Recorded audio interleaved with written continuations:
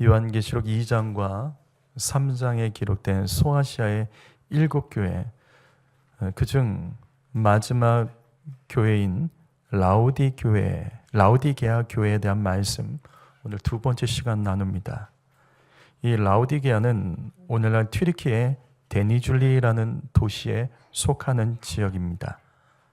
우리는 지난 시간에 이 라우디게아의 이 지역에 대해서 자세히 살펴봤습니다. 이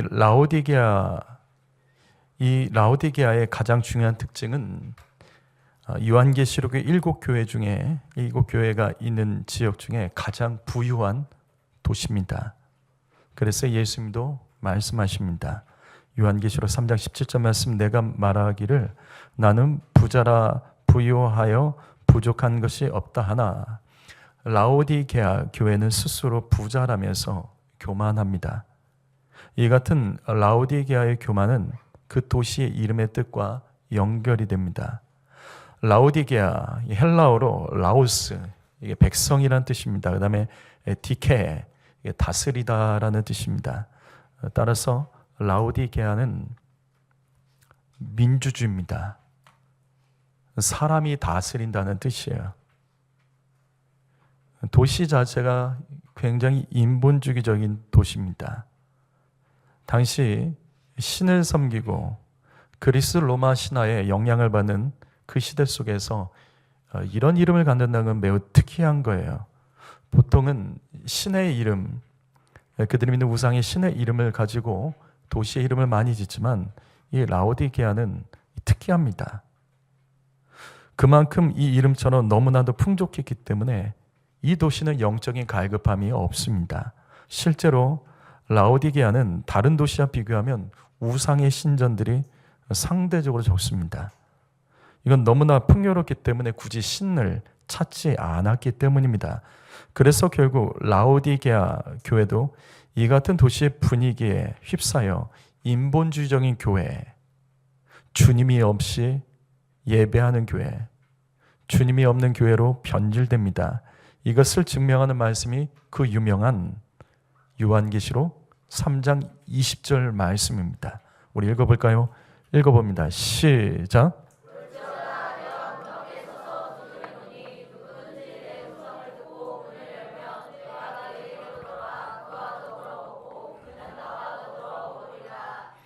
우리는 이 말씀을 잘 압니다. 찬양도 있고요.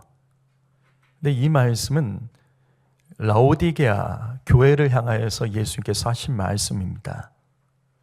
예수님은 라우디게아 교회 문 밖에서 문을 열어달라고 두드리고 계십니다. 이 라우디게아 교회는 너무나도 부유하여 영적인 갈급함이 없었습니다. 그래서 예수님을 문 밖에 내보내고 사람 중심의 교회가 가는 교회가 이 라우디게아 교회입니다.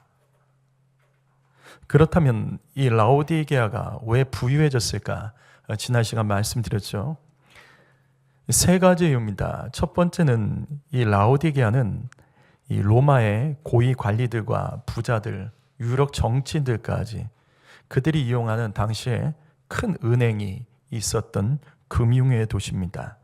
그럼 여기 어떻게 금융이 발달했을까? 왜 발달했다고 했죠? 사대 때문입니다. 그 옆 도시였던 사대에서 생산된 금과 은을 이곳에서 보관했습니다. 그래서 라우디게아는 사대에서 생산된 금과 은을 가지고 주변 지역과 나라들에게 돈을 빌려주며 많은 이익을 챙기게 됩니다. 자연적으로 사대 역시 이 라우디게아에 이 금과 은을 맡기면서 막대한 이자를 받으면서 함께 부유하게 됩니다. 두 번째로 이 돈이 많다 보니까 양모 산업이라는 것을 발전시킵니다. 이 다른 지역에서는 찾아볼 수 없는 흑양을 키우면서 흑양모 산업을 발전시킵니다. 흑양모, 이건 일반 양과 달라요. 일반 양털과 다른 검은 양털입니다. 그래서 이건 사치품입니다.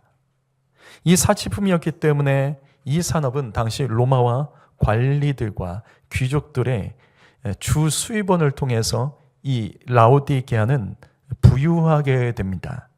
사치 산업이 발달했기 때문이에요. 그리고 또 한 가지 중요한 것은 라오디게아의 가장 유명한 것은 바로 의약입니다. 의약품. 의학 산업이 발달합니다. 이곳에는 고대 아리스토텔레스 시대부터 알려져 있던 의학 대학이 있을 만큼 의료 산업이 여기 발전합니다. 이곳에서 생산되는 의약품 중에 가장 유명한 것 중에 하나가 나드향, 성경에 나오죠. 나드향에서 뽑은 귀병 연고가 아주 유명했습니다. 그런데 라오디게아에서 가장 유명한 의약품이 있습니다. 뭐였죠? 그렇습니다. 이 안약입니다. 이게 얼마나 유명하냐면 오늘 말씀에도 있습니다. 18절 말씀 보시게 되면 이 말씀은 전체가 다 라오디게아 이 지역을 의미합니다. 금, 흰옷, 그 다음에 안약.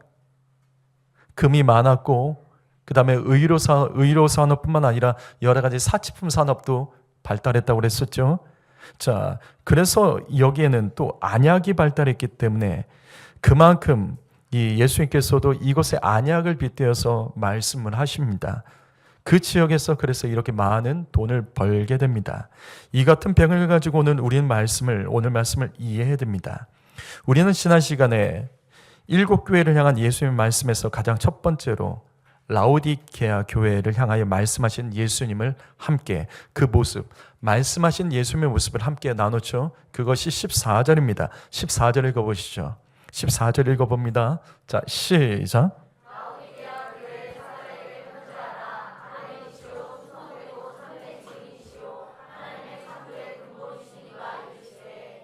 자, 라오디게아 교회를 향하여 말씀하신 예수님 모습은 세 가지입니다. 아멘.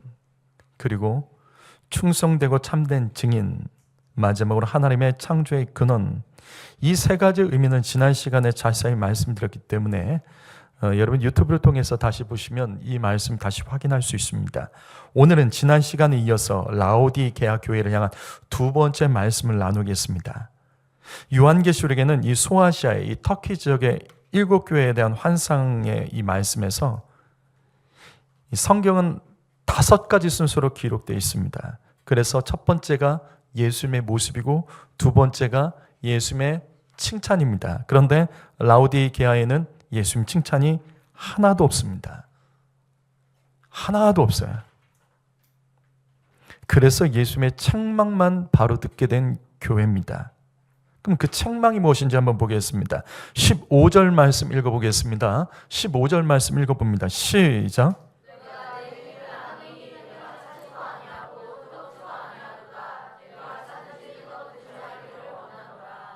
자, 라오디게아 교회를 향한 예수님의 첫 번째 책망은 차지도 않고 뜨겁지도 않고 미지근하다입니다.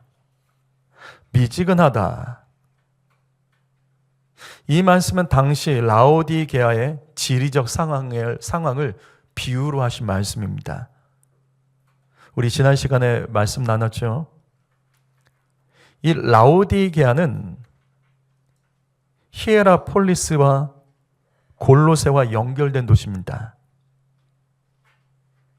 그래서 골로새 에바브라라는 사람이 골로새와 함께 이 라오디게아, 그 다음에 히에로폴리스 이 지역에 복음을 전해서 바울이 세운 교회가 아니라 에바브라가 세운 교회입니다. 이렇게 복음을 전할 수 있었던 게 이 도시들이 다 연결이 되어 있습니다. 그 중에서 이 라오디게아는 물로도 연결됩니다. 물. 무슨 말이냐면 라오디게아에 아주 중요한 특징이 하나 있어요. 신기하게도 이 지역은 물이 부족합니다. 물이 부족해서 이 도시는 대안으로 먼저 북쪽에 약 11km 떨어진 히에라폴리스에서 온천물을 수입해서 끌어다 썼습니다. 이때 이 온천물은 수로를 지나서 이 물을 끌어다가 쓰는 거예요. 자, 그러면 11km입니다. 북쪽에서 11km예요. 온천물을 수로로 끌어다가 11km를 지나면 이 물이 어떻게 되죠? 그렇습니다. 미지근해집니다. 그런데 이 온천물은 이 석회질 성분이 있어서 마실 수가 없어요. 그래서 라오디게아에서는 이 미지근한 이 온천물을 생활 용수로 사용합니다. 몸을 씻거나 청소, 화장실 물로 사용합니다. 여러분, 근데 앞에서 말씀드렸죠. 라오디게아에서 귀병약과 안약이 발전합니다. 그 이유가 바로 물 때문이에요. 이 온천물로 몸을 씻다 보니까 석회 성분이 몸에 쌓이면서 귀병과 눈병으로 이어졌습니다. 그래서 여기는 이 의료품이 발달하게 됩니다. 따라서 이 라오디게아에 차지도 않고 뜨겁지도 않다는 것은 마치 화장실 물처럼 크게 쓸모없다, 그 뜻으로도 이해할 수 있습니다. 그리고 16절 말씀에 또 연속적으로 말씀이 나옵니다. 16절 말씀에 내 입에서 내가 너를 토하여 버리리라. 내 입에서 너를 토하여 버리리라 말씀이 나옵니다. 이거는 온천물, 이 석회질 성분이기 때문에 목이 말라도 이 물을 마실 수 없었기 때문에 마시면 토할 수밖에 없는 온천물을 상징하고 있습니다. 그러면 라오디게아에서 마실 물은 어디서 공급받았을까? 그것이 바로 골로새입니다. 골로새는 동쪽으로 약 16km에 떨어진 우리나라 한라산 높이에 해발 2000m의 바바다그산이라고 있습니다. 바바산이라고 불러요. 바바다그산에서 이 녹은 이 차가운 물을 수로로 끌어다가 수입해서 썼습니다. 자, 다시요. 그 높은 산에서 녹은 얼음물을 끌어다가 16km를 지나서 이 물을 썼습니다. 그러니까 어떻게 되죠? 똑같죠? 16km를 지나면서 이 물이 미지근해집니다. 태양빛에 미지근하게 달궈져요. 이처럼 라오디게아의 물은 미지근했기 때문에 라오디게아 교회 성도에게 차든지 덥든지 하라는 말씀은 아마 이들에게는 온몸에 다 와닿는 말씀일 것입니다. 그래서 다시 15절과 16절 말씀, 라오디게아 교회를 향한 예수님의 책망은 교회가 미지근한 물 같다는 겁니다. 이 교회는 미지근했어요. 라오디게아 교회는 다른 도시의 교회들처럼 핍박이 없었습니다. 오늘 말씀 어디도 핍박의 내용이 없는 도시예요. 또 경제적으로 어려운 교회가 아닙니다. 경제적인 어려움도 없었습니다.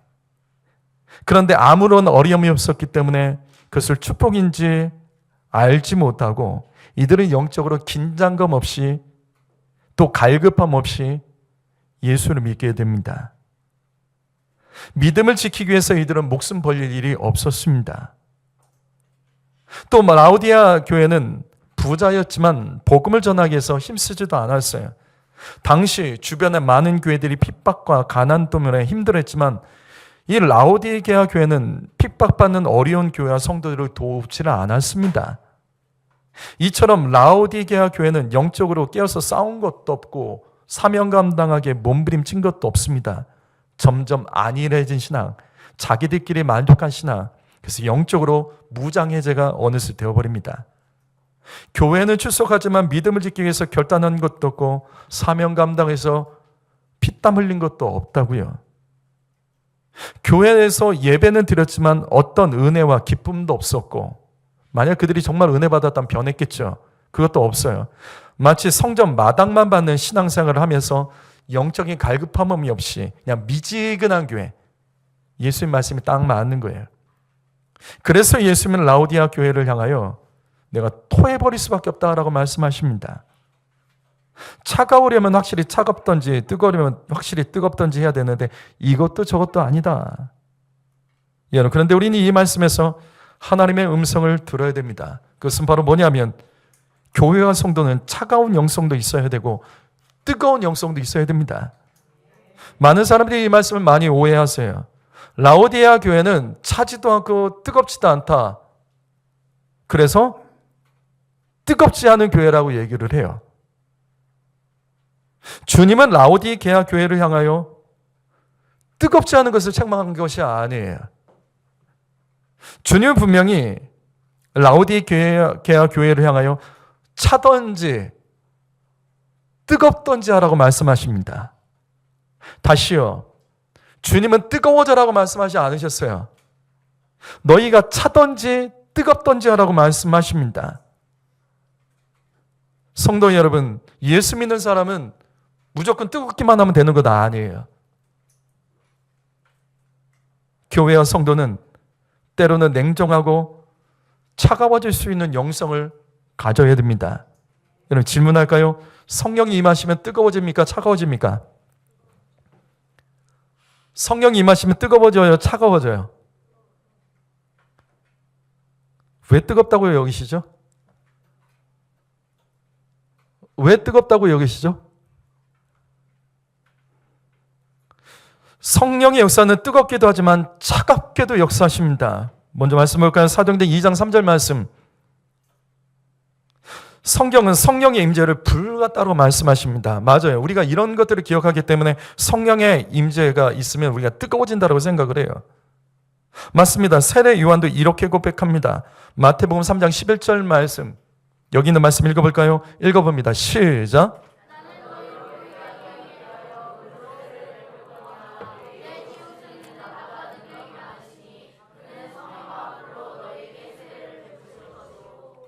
자, 세례 요한도 성령의 세례를 불같다라고 고백을 합니다. 불같다. 성령 받으면 뜨거워진다? 맞습니다. 맞습니다. 데살로니가전서 5장 19절에는 성령을 소멸하지 말며, 이 말씀은 원어로 보면 성령의 불을 끄지 말라고 말씀합니다. 이처럼 성령 받으면 뜨겁습니다. 성령 받으면 열정적으로 변해요. 성령 받은 사람이야 달라요. 뭐가 다르냐면 자신을 불태울 줄 알아요. 자신을 불태워서 주께 쓰임 받습니다. 그런데 성령이 임하시면 뜨거워지는 것만 있는 것은 아니에요. 우리가 앞에 봤던 말씀을 같이 보면 이게 이해가 될 겁니다.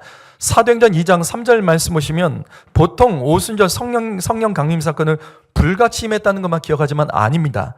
같이 임합니다. 바람과 같이 임하고 불이 같이 임합니다. 오순절 성령 강림 사건은 바람과 같이 임하신 성령, 그 다음에 불같이 임하신 성령 두 가지가 같이 갑니다. 다시 말해서 오순절 성령 강림은 차가운 바람과 차가운 바람처럼 시원하게 성령이 임하셨고 또 뜨겁게도 임하십니다. 바로 이것입니다. 성령의 역사는 뜨겁기만 한 것이 아니라 차가운 역사도 있습니다. 이게 또 어디 나오냐면 예수님 말씀에 나와요. 예수님 말씀 가운데 니고데모와의 대화에도 나옵니다. 요한복음 5장 3장 5절 말씀 여기 읽어보죠. 여기 읽어봅니다. 시작.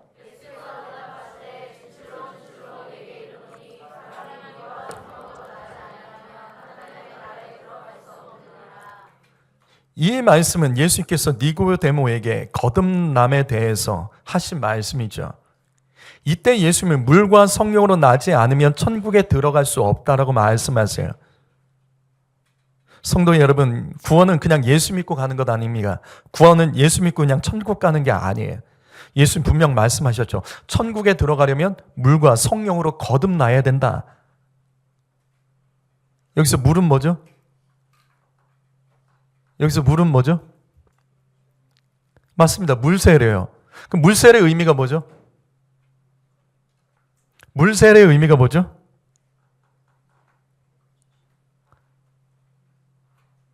물세례의 의미가 뭐죠? 세례 요한의 물세례의 의미가 뭐예요? 회개입니다. 물세례는 회개예요. 여기서 말하는 이 물세례는 죄 회개, 죄 사함을 받아야 된다는 걸 말해요. 그런데 문제는 성령이에요. 성령은 뭐죠? 그래, 저 물이 물세례면 성령은 성령세례겠죠? 그럼 성령세례는 뭔데요? 불 받는 거예요? 이거 예수님께서 말씀해 주세요. 예수님께서 이거 다시 설명해 주십니다. 어떻게 설명해 주시냐면 3장 8절에서 이렇게 설명하십니다. 읽어보죠. 읽어봅니다. 시작.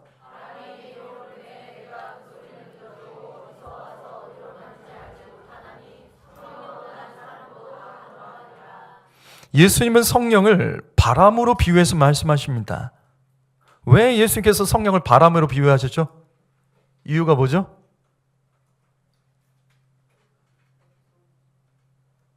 성령을 바람으로 비유하신 이유가 뭐죠?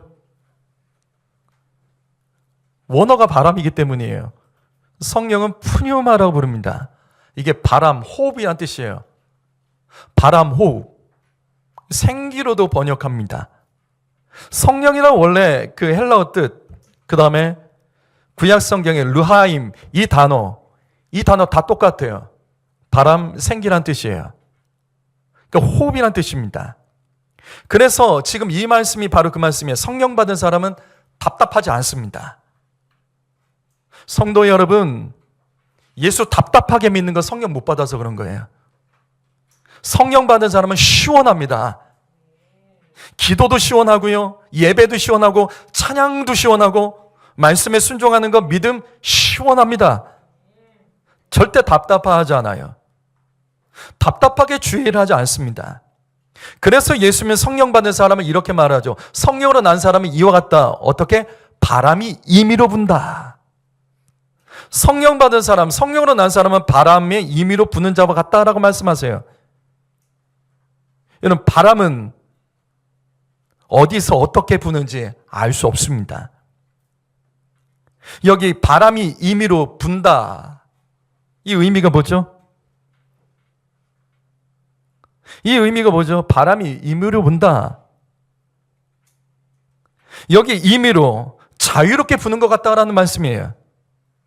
그런데 아니죠. 바람이 막 자유롭게 자기 마음대로 불어요?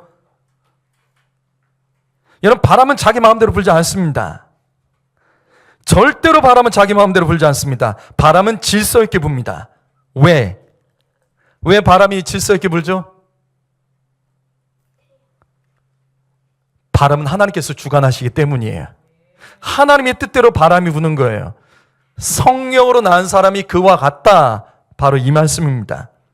성령 받은 사람은 자유로워요. 주의 영이 계신 곳에 자유함이 있잖아요. 그렇죠? 그 자유함이 뭔데요? 그냥 자기 마음대로 그냥 사는 거예요? 자기 마음대로 예수 믿고 자기 마음대로 은혜 받고? 그게 아니라고요. 성령 받은 사람은 오직 하나님께 매여 있습니다. 주 안에서만 자유한 거예요. 주 안에서 자유하기 때문에 다른 것이 그를 얽매이지 못하게 만드는 거예요. 그것이 주 안에서 자유하다는 뜻이에요. 성령 받은 사람은 주의 인도를 받기 때문에, 하나님께 매여 있기 때문에 이 땅에 매여서 살지 않는다는 거예요. 이 땅에 어떤 문제가 터지고, 이 땅에 어떤 어려움이 생기고, 내가 어떤 힘든 일이 있고, 내 마음이 어떤 불같은 마음이 들어도 성령 받은 사람은 임의로 움직이지 않습니다. 하나님께 매여 있기 때문에 그래도 하나님 뜻 따라간다는 거예요. 그래서 성령으로 난 사람은 이 땅의 문제와 고민과 자신의 한계와 상처 이런 거 묶여버리지 않습니다. 오직 성령으로 난 사람은 하나님께만 묶입니다. 바람이 임의로 부는 것 같지만 바람은 임의로 불지 않는다고요. 하나님으로부터 나서 하나님의 주관을 따라 하나님께서 원하신 대로 바람이 불죠. 그래서 성령으로 난 사람은 이 땅에서 볼 때 아주 거침이 없어요. 자유로워 보입니다. 눈치를 안 본다고요. 결국 성령 받은 사람은 주님이 원하신 대로 마음껏 쓰임 받습니다. 이 사람들은요, 죄에 대해서 핑계대지 않습니다. 불순종, 불신앙 등에서 환경 탓, 남 탓하지 않습니다. 성령으로 난 사람은 죄에 대해서 단호하게 끊어낼 줄 압니다. 예배 단호하게 드립니다. 사명 감당 단호하게 합니다. 따지지 않고 합니다. 단호하게 주를 위해서 죽도록 충성합니다. 이 같은 사실은 성령의 열매를 통해 나오죠. 성령의 열매, 갈라디아서 5장 22절과 23절 마지막에 보시면 성령의 열매 마지막에 절제입니다. 절제라고요. 성령 받은 사람 뜨거운 것이 아니에요. 무조건 뜨거워지는 게 아니에요. 성령 받으면 막 열이 나고 막 열정적으로 모든 것이 변하는 게 아니라 절제된다고요. 왜? 성령은 바람입니다. 시원합니다. 냉정합니다. 성령 받는 사람은 결국 차갑게 절제하고, 냉정해야 될 일은 냉정하게 하고, 뒤도 돌아보지 않습니다. 성령 받은 사람은 뒷말하지 않아요. 성령 받은 사람 남 탓이나 환경 탓이나 상처 탓하지 않고 그냥 앞으로 나갑니다. 묵묵히 그 길을 걸어갑니다.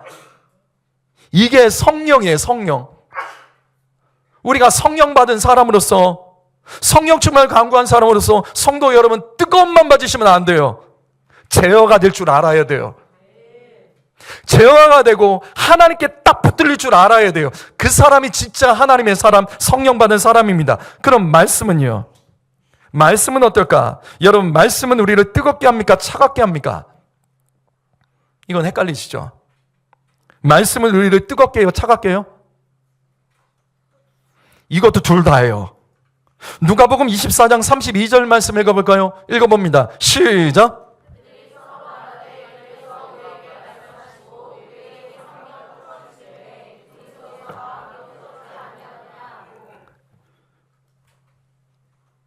진짜 성경 말씀을 알면 이 마음이 뜨거워서 못 견뎌요. 지금 이 말씀은 예수의 부활을 믿지 않던 두 명의 제자들이 예수님 죽은 것 때문에 낙심하여 이제 고향으로 돌아갑니다. 그때 부활하신 예수께서 나타나셔서 그들에게 말씀을 해석해 주신 거예요. 그랬더니 그들의 냉랭했던 가슴이 뜨거워져 다시 예루살렘으로 돌아가 주님을 위해 헌신하게 됩니다. 맞습니다. 우리는 말씀을 듣다가 마음이 뜨거워질 때가 있어요. 말씀을 듣다가 잃었던 열정이 살아날 때가 있습니다. 들은 말씀들은 그래 내가 이렇게 살자 순종하며 뜨거운 심령이 될 때가 있다고요. 하지만 하나님 말씀은 뜨겁만 있는 게 아니에요. 사실 우리를 굉장히 차갑고 냉정하게 합니다. 여러분, 하나님 말씀을 듣고 은혜 받았다고 흥분하지 않고 오히려 하나님 말씀 깨닫고 우리가 그 말씀 앞에서 침묵할 때가 있죠. 아무 말 못할 때가 있죠. 우리가 그 말씀 앞에서 정말 나대지 못하고 겸손히 엎드릴 수밖에 없게 만들 때가 있죠. 그것이 바로 하나님의 말씀의 능력입니다. 말씀은 우리를 아주 차갑게 냉정하게도 합니다. 그 대표적인 말씀이 산상수훈이에요. 산상수훈 말씀. 마태복음 5장 21절과 22절 말씀은 살인하지 말라는 말씀이 나와요. 살인하면 안 되죠. 맞습니다. 근데 성경은 이렇게 말합니다. 살인하는 사람에 대해서 정죄하고 나는 살인하지 않았다고 말한 자들을 향해 성경은 우리에게 이렇게 말씀합니다. 예수님께서는 형제에게 화냈으면 너 심판받는다예요. 왜? 그를 죽였기 때문에. 형제를 욕하고 형제를 비난하면 그 사람 지옥 간다고 말합니다. 그것은 살인이라고 말해요. 이 말씀 앞에 마음이 뜨거워진 사람이 있어요? 뜨거워지는 것이 아니라 잠잠해지죠. 우리의 죄를 바라보고 내가 살인자라는 사실을 기억하며 잠잠해지죠. 이어서 또 주님 말씀하십니다. 간음하지 말라. 그럼 간음은 뭐냐? 여자를 보고 음욕을 품는 것부터 이미 간음했다. 이 말씀 앞에서 우리가 간음하지 않았다고 잘난 척하게 떠들 사람이 누가 있겠습니까? 눈으로 마음으로도 이미 간음의 죄는 성립된다라는 이 말씀 앞에서 그 누가 자신할 수 있겠냐고요. 얌전해지는 거예요. 잠잠해지는 겁니다. 그런데 이 말씀 다음 구절을 아십니까? 이 말씀 다음 구절이 뭐죠? 이 말씀 다음 구절이 뭐죠? 무슨 말씀인데? 뭐죠? 마태복음 5장 29절과 30절 말씀, 너 눈을 빼라. 손목을 찍어서 오른손을 잘라버려라. 이 말씀 보면서 마음이 막 뜨거워진 분 계세요? 눈을 뽑아야 할까? 막 뽑을까? 손을 잘라버릴까? 막 이런 마음이 뜨거워지는 분 계세요? 아니죠? 무섭습니다. 냉정합니다. 내가 천국에 가려면 내가 이렇게 해야 되는구나. 말씀 앞에서 겸손해지고 거만했던 자다 엎드려지고 하나님의 말씀 우리를 뜨겁게만 하는 것이 아니라 차분해지고 냉정하게도 만듭니다. 성도 여러분, 잘 들으십시오. 천국은 뜨거운 마음을 가지고 가는 것이 아닙니다. 말씀을 듣고 차가워질 줄도 알아야 돼요. 냉정하게 결단할 줄도 알아야 돼요. 죄 짓는 내 누나를 빼버려서라도 가야겠다. 죄 짓는 내 손을 도끼로 찍어서라도 단호하게 죄와 싸우며 가야겠다. 이런 냉정하고 차가운 결단이 있어야지 우리는 천국에 갈 수 있는 거예요. 뜨거운 마음만 강조하지 마십시오. 뜨거운 마음 가지고 뭔가 하려고 하지 마세요. 주의 말씀 앞에서 겸손히 확 엎드릴 수 있는 냉정한 차분함, 주의 앞에서 자만하지 않는 그 냉정함과 차분함, 하나님의 말씀은 뜨겁게 하는 것만 있는 것이 아니라 우리를 겸손하게, 차갑게, 흥분하지 말게 누르는 말씀도 있는 거예요. 다시 요한계시록 3장 15절과 16절 말씀, 성도 여러분, 미지근한 신앙은 안 됩니다. 예수님 말씀대로 차든지 덥든지 해야 됩니다. 이거는 차가워져라, 뜨거워져라 이 말씀이 아니라 차가워질 때는 차가워지고 뜨거울 때는 뜨거울 줄 알아야 된다는 말씀이에요. 차가워야 될 때는 차가워야 되죠. 하지만 뜨거울 때는 반드시 뜨거워질 줄도 알아야 됩니다. 성도 여러분, 요즘 여러분의 마음은 어떠십니까? 차갑습니까? 여러분의 마음은 어떠세요? 예수 믿으시면 차갑습니까? 뜨거우십니까? 요즘 여러분의 신앙은 어떻습니까? 차갑습니까? 뜨겁습니까? 여러분, 이 말씀에서 하나님 음성을 분명히 들어가야 돼요. 뜨거운 마음만 가지고 교회를 세울 수 있는 건 아니에요. 우리는 차가워져도 주님을 위해서 살고 교회를 세우는 자가 되어야 됩니다. 뜨거운 마음이 있어야지 주님을 위해 살 수 있고, 뜨거운 마음이 있어야지 교회를 위하여 봉사할 수 있는 건 아니에요. 여러분의 현재 믿음은 어떠십니까? 여러분의 요즘의 신앙 상태는 어떠세요? 마음의 상태는 어떻습니까? 차갑습니까? 뜨겁습니까? 오늘 말씀이 이 말씀이 그 상관없다는 거예요. 상관없습니다. 믿음이 차가워져도 주님 멀리하지 마십시오. 믿음이 뜨거워졌다고 내 열정으로 주님을 끌고 다니시면 안 됩니다. 성도 여러분, 차든지 덥든지 차기도 할 줄 알고 더울 줄도 알아야 되는 거예요. 인생에 살다 보면 우리의 삶 가운데 차가워질 때가 있어요. 예수를 믿다 보면 우리의 마음이 뜨거워질 때도 있지만 차가워질 때도 있다고요. 예수를 믿다 보면 우리의 형편이 뜨겁고 그래서 열정적이고 좋아질 때도 있지만, 어떤 때는 내 마음이 눌리고 힘들어지고 어렵고 차가운 마음을 갖게 될 때도 있습니다. 그러나 기억하십시오. 차든지 덥든지 주님을 위해서 쓰임받으시기를 예수님의 이름으로 축복합니다. 미지근하면 토해버린다고 말씀하신 거예요. 주님의 말씀은 미지근하면 토해버린다고 말씀하십니다. 여러분, 어떤 상황이 되면 이것도 저것도 아닌 믿음으로 예수 믿는 성도님 계십니까? 어떤 문제만 생기게 되면 이것도 저것도 아닌 믿음으로 성전 바깥마당만 받는 성도님이 계십니까? 어떤 힘든 일이 있고 상처를 받으면 이것도 저것도 아닌 표정과 언어와 상태로 예수 믿는 성도님 계십니까? 다시 반복합니다. 인생을 살다 보면 차가워질 때가 있어요. 인생을 살다 보면 아주 뜨거워질 때도 있습니다. 삶을 살다 보면 내 믿음이 뜨거워질 때도 있고 내 믿음이 식어서 차가워질 때도 있습니다. 괜찮다고요. 타든지 덥든지 차면 찬 대로, 뜨거우면 뜨거운 대로 우리는 주를 위해서 쓰임받을 줄 알아야 됩니다. 성도 여러분, 마음이 뜨겁다고 함부로 하시면 안 돼요. 마음이 뜨겁다고 말씀보다 앞서가시면 안 됩니다. 그때 권위와 질서를 더 지키셔야 돼요. 주님을 내 힘으로 끌고 다니시면 안 됩니다. 뜨거운 사람들이 가장 많이 짓는 죄가 그런 거예요. 내가 주님보다 앞서가는 거. 뜨거운 마음이 있을 때 그 뜨거움을 가지고 겸손하게 쓰임받을 줄 아셔야 됩니다. 반대로 내 마음이 식어졌을 때 주님은 우리에게 말씀하시는 거예요. 들으라고요. 내가 뭘 놓치고 있는지, 내 삶에서 어떤 문제가 있는지, 진짜 문제가 무엇인지 주님은 보라고, 우리에게 들으라고 우리를 시켜주시고 차분하게 들을 수 있는 시간을 주시는 거예요. 그때 주님 멀리 하시면 안 돼요. 내 마음 차가워졌다고 어두움만 받아들이시면 안 됩니다.